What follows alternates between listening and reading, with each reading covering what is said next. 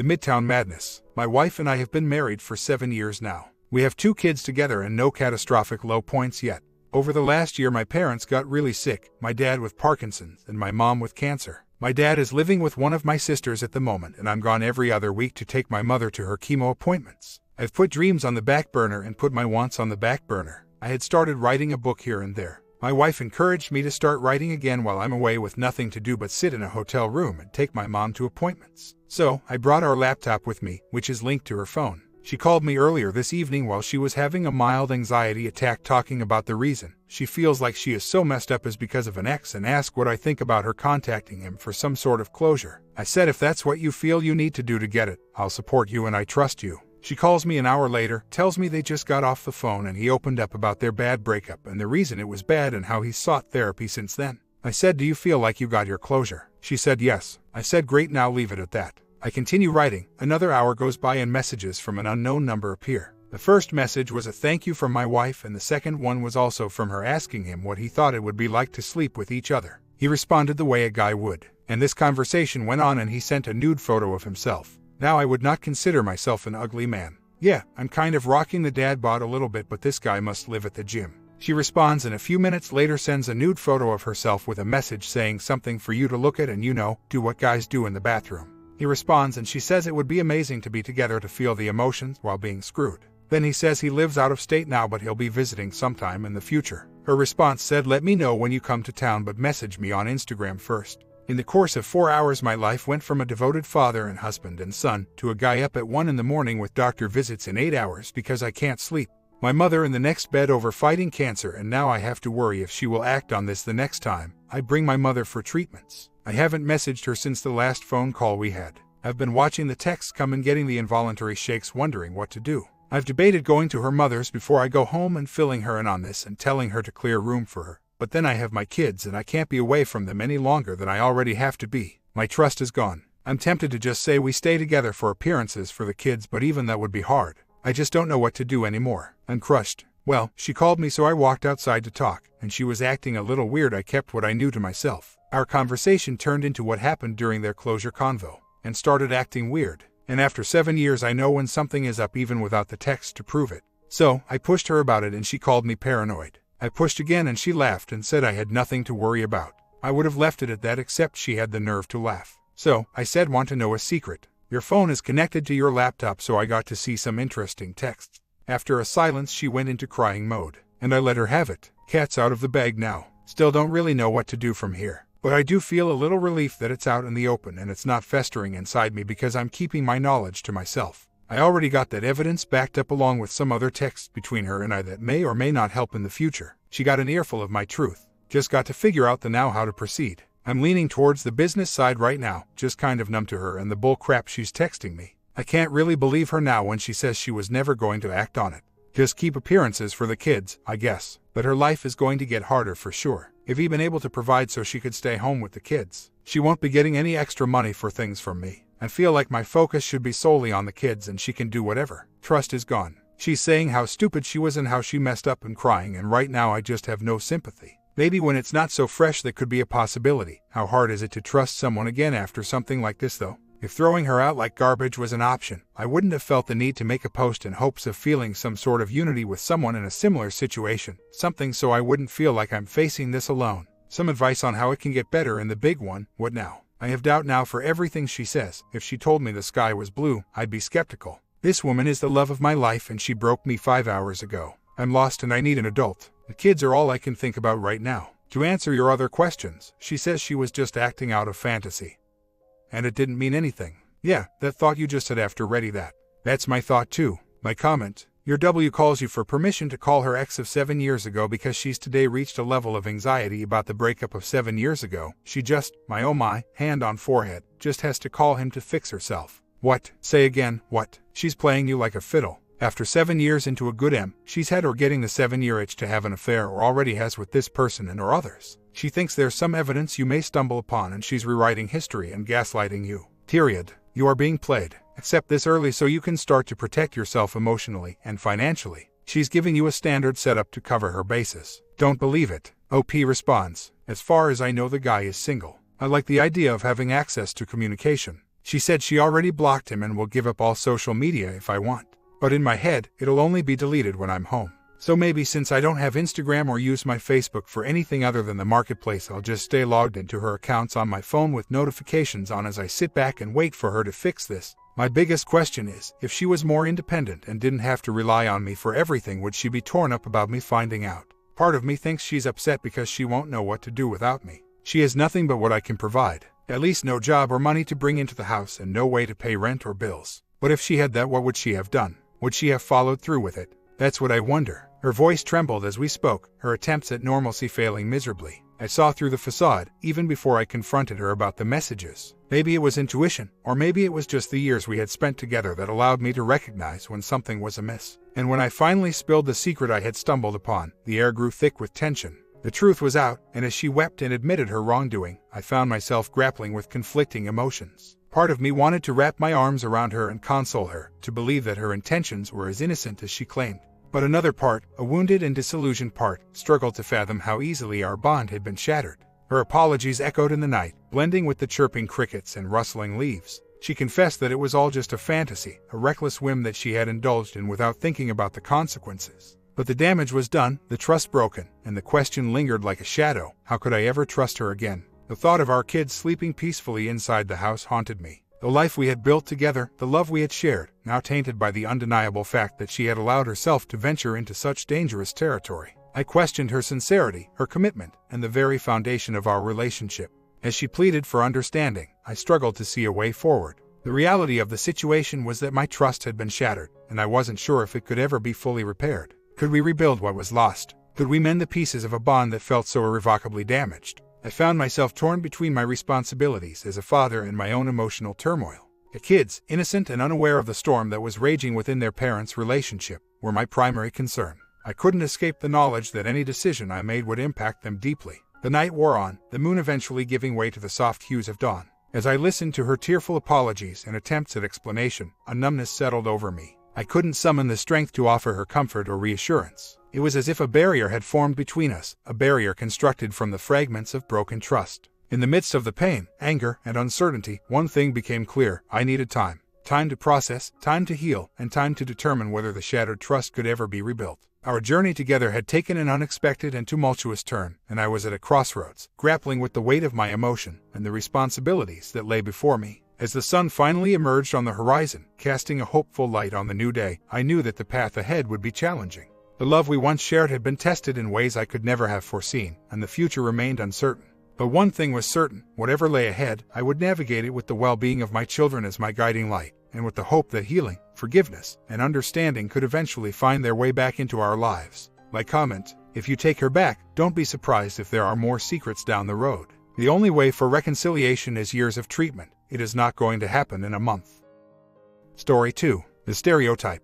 My husband and I are temporarily separated from each other. I asked him to leave the house when he showed up drunk and became verbally abusive to me. He has been staying with his parents for now. We are scheduled to have marriage counseling soon. He made some positive changes. He goes to the gym daily to try to get back in shape and attend AA meeting daily. I took steps to learn about Al-Anon, codependency, and learn about Jesus. I feel like things are moving to the right direction. My husband misses me and the kids and want to return to the house, but I do not miss him and enjoy my quiet time without him, so I told him I would move out if he comes back. I am afraid that I no longer feel in love with my husband after many years of enduring his drinking. I am emotionally checked out. I love him like a brother and a family member, but not as a spouse. I am not really angry at him or anything. I know he is a good person, but he is very sick and struggling with this alcoholism disease. The most important part in this picture is my kids. I want them to grow up in a healthy home with both parents. My husband loves them dearly too, so we have the same goal. We are going to try to save the marriage. I talked to a couple who have been married for over 61 years and learned some good lessons from them. The elderly couple told me to work very hard and stick with marriage counseling and do not give up even when I feel hopeless. To be honest, I am still confused and lost. Can people fall back in love with their spouse? If I cannot fall back in love with him, is it worth it to give up personal happiness to make everyone else happy? He works and contributes as much as he can. He hates living with his parents and is thinking about getting his own place, but he concerns about money issues. I don't know how long his parents will allow him to stay there. I really don't want him back right now. I am tired of his mind games. He would apologize to me and be nice for a little while to see my reaction. When I start to act like my normal self around him, he becomes a bad guy again. I am truly tired of him this time, but my kids keep asking when Daddy is going to come home. It really broke my heart. I will give him one more chance even though I do not miss him at all. And that's only if there's consistent and significant progress from him. My marriage is extremely dysfunctional, but we have kids, so we are trying very hard to save it. I go through different emotions. Sometimes I feel like giving up on my boundaries and just let my husband move back, but I know this time is my only chance because the separation is known to both of our families. If I take him back now, my future boundary will not be taken seriously. I have a hard time saying no because I am so codependent on my family and family-in-laws. They are too involved in my marriage and make the issues worse. My mother-in-law told me to give my husband many chances because people fall off the wagon. My husband told me he is going to move back to the house soon, so I am packing to move to my parents' house. Change is difficult, but I am trying to take one day at a time. I do not know if I love my husband or not. Sometimes I feel sorry for him, sometimes I miss him a little bit, sometimes I just want to move on without him. I know he still cares about me, but I do not feel like I am in love with him. I think we only passionately kissed each other one time during our 12 years marriage, and I kissed him first. We rarely intimate because he was busy drinking and being ugly to me when he was drunk. That's a huge turn off for me. He told me he would like to date me again, would like to hold my hands, to go for a walk together, to flirt with me. I begged for these things with him in the past, but I no longer need it. He was on his way to 300 pounds with his drinking and unhealthy lifestyle. I am a petite person, 100 pounds, so we are a mismatched couple in many aspects. I am a non-drinker, non-smoker, like to eat veggies, etc., while my husband is the opposite of me. He is unhappy with his weight but does not want to do anything about it. After the separation, he is going to the gym several times a week and lost 10 pounds already. I am proud of him for doing that, but I really do not want him back until he is at his healthy weight and sober. He has a long way to go. I don't know why I have this guilty feeling for telling people about his drinking and no longer cover up for him. I have a heavy mix of sadness, anxious, stress, happy, lonely when he moves out. My mind feels like it is all over the place. I am seeing a therapist. My therapist said I am in several toxic relationships, so he is going to work with me about relationships so I can make a better choice when I know what healthy relationship is like. He goes to AA meeting daily since the separation. He goes to the gym frequently to improve his health. He goes to individual counseling. The individual counselor seems to help him a lot. I know he is a good person who is very sick with this horrible addiction. I have codependent issues and make excuses for his bad behaviors all these years. I am trying to keep my boundaries, but I wanted to just give up already. I am not. I am scared to raise 2 small kids alone. I am keeping my boundaries even when I feel so wrong, so selfish, so inadequate inside. I am pushing myself out of my comfort zone and doing the best for my kids. They don't deserve to witness toxic conversations at such young age. Sadly, I caught my husband drinking again. He relapsed. He also lied about his gambling habits. He was rude to me a couple times. It is nice that we do not live together because the kids do not have to witness any arguments. I am losing hope that he will change. He is constantly trying to stop drinking by going to AA, but I do not have much hope. I trusted him many times, but he always ends up with his alcohol again. I just cannot get over the idea of an intact family for my kids. I know our marriage is toxic, but there are good and bad memories mixing. I have trouble remembering the details of the bad memories because I am codependent and mainly focus on the good memories. I decided to separate from my husband because I did not want my kids to deal with my husband's drinking. I forgave him the first time he was rude to me in front of my kids. I took the kids and left when he was rude to me the second time. He loves the kids dearly, but he cannot control his drinking. My kids are in a much more stable environment now. We are still legally married and co-parenting. I hope we can work things out, but I don't trust my husband. I am seeing a therapist to work on my personal issues. I always feel bad for my husband. He does not feel bad for me. Why do I keep feeling bad for him? Why can't I have the same kind of compassion for myself? I have a full-time job and exercise daily. I play with my kids after work and spend time with them during the weekend. I really try to work on the marriage. I know I am nowhere near perfect, but I have the will to make necessity changes to improve our marriage, but I cannot do it alone. My in-laws changed their attitude the moment I became separated from my husband. They do not love me as much as they said. Their love for me comes with a condition that I will tolerate my husband's bad behavior. They know how he treats me. I am grieving for the loss of the relationship with my in-laws because we had many good memories together. I do love them. They are good people who also got affected by alcoholism. It is family disease. I start to lose hope about my marriage. My husband does not want a divorce, but he cannot stop drinking. I am scared of the uncertainty. My tears fall like rain when I found out he had credit cards that I have no idea about, and when I saw how much he spent at the casino. He owes a big amount of taxes. I am not angry at him. I feel disappointed. I feel sorry for him. I know he feels really bad about it, but he cannot seem to control his addiction. My kids and I already moved out, but we are still married and has a joint account. I forced myself to move out to protect my kids' mental health while they are still young. I was going to stay separate for a long time to raise my kids, but the gambling is another level of headache. How do I protect myself and the kids financially while we are still married? I think of divorce too, but I cannot seem to bring myself to do it. The codependency and trauma bond are so powerful. I am seriously thinking about divorcing him, but I am so terrified. I am afraid I will regret it. I take marriage vows seriously and really want to be with my spouse till the day he passes. I am working with a therapist about it. I don't want to stir up problems before the holiday, so I will wait till next year. Maya told his family that I crossed the red line and he is done with me. I am not sure what he was talking about red line. I am beginning to see that my husband clearly does not love me. He is manipulative and know how to make himself look good while telling friends and family I am the bad guy. We had good memories and bad memories. I really have trouble remembering bad memories because the good memories are really good. I miss the good side of him. I also found a way to sign into his Tinder account. He did not talk to anyone. The account is new and created after our separation. He was hidden it and just looking. I cry every time I look at my children. I feel like a complete failure. I am sad that my marriage is almost over. I am going through a lot of anxiety tonight. I confronted him about Tinder. He said he did not know what it was at first and accidentally signed up. After seeing how serious I was about it, he admits he was just looking to see what it was and did not cheat on me. He apologized and promised to be a better man. I told him the marriage is over and he has not responded. I feel extremely codependent and anxious tonight. I try my best not to text him. I don't know why it's so painful and scary to let go. I am afraid without him. I know I have serious problem. I am in counseling to try to overcome it.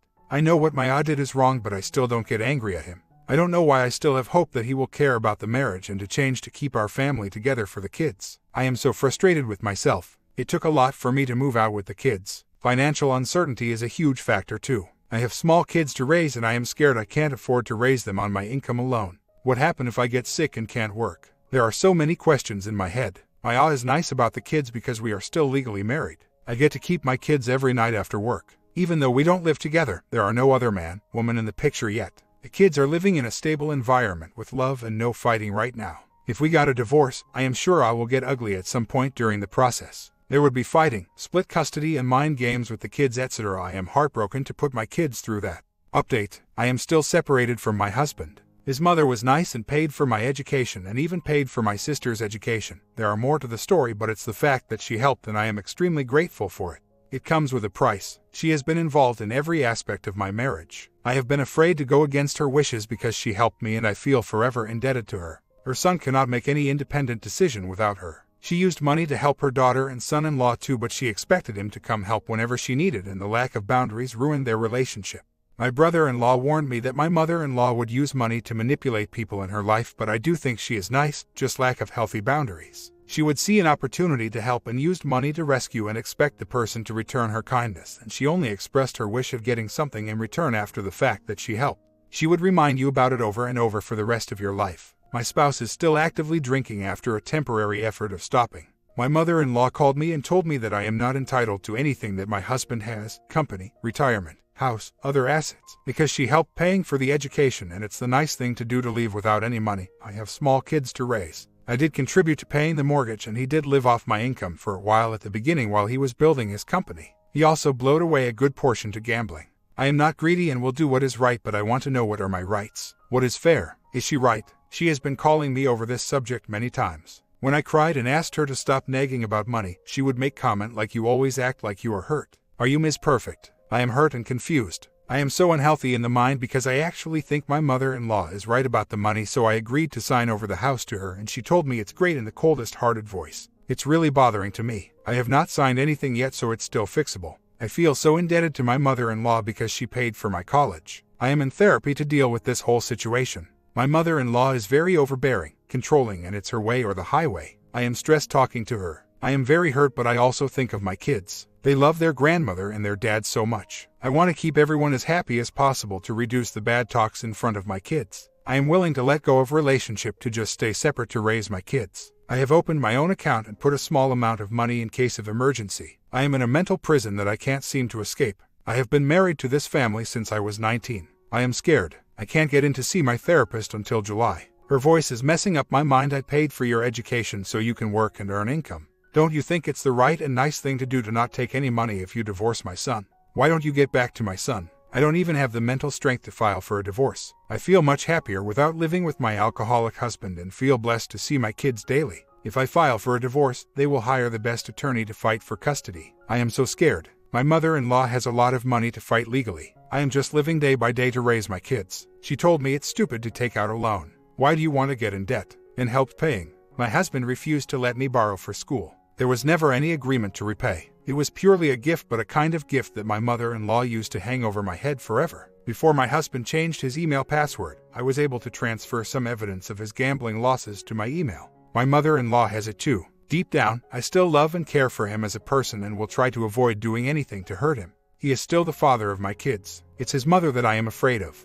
I hate how weak I am when it comes to this marriage. I have endured many years of this and don't even know where to start. The separation is a miracle already. I still have hope that my husband will change and save the family. I will discuss this with my therapist. My kid asks about their dad every day and is missing him so much. My heart breaks every single time. I don't know why my mind has this huge what if, and guilt, shame, and fear feeling for thinking of leaving. I don't understand my own feelings of love. My therapist has been a blessing to me. My comment: she wants him to stay with you so that he doesn't become her problem and financially ruin her. She's in panic mode, so use that to your advantage and don't cave in.